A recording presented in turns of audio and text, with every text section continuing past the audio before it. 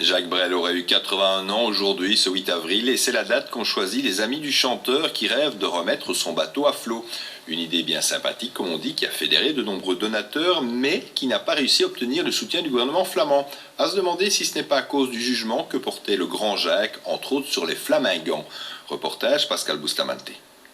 Il parle de la mort.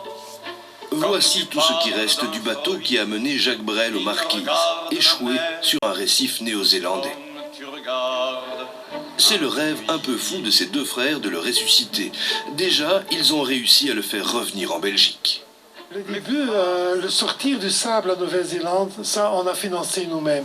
Mais une fois qu'il était sorti, alors il y a des gens qui ont cru dans notre histoire, qui ont cru dans le projet.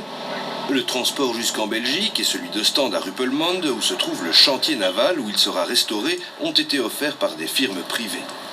Ce matin, l'arrivée de l'illustre patient a pris un petit air de fête. Les curieux, les membres de la SBL, des amis se sont rassemblés pour fêter le début de la renaissance de l'Ascoï 2, le jour même de l'anniversaire de Jacques Brel.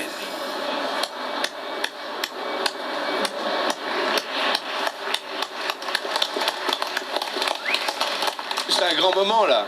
Un tout grand moment, un moment suprême. Rêver un impossible rêve, c'est un impossible rêve qui s'achève. Hein? Formidable, formidable. Et tout ça par des gens de bonne volonté. Hein? Ouais. Ça c'est quand même formidable. En effet, la SBL avait d'abord imaginé de demander à la région flamande de verser l'Ascoï 2 à son patrimoine flottant, ce qui aurait couvert près de 80% des frais.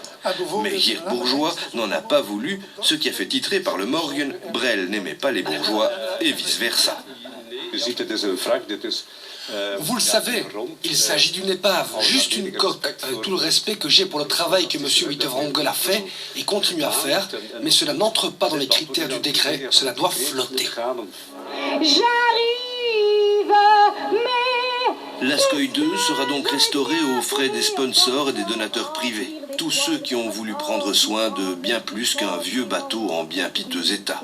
À lui seul, pour tous ces gens, il incarne l'esprit même du grand Jacques.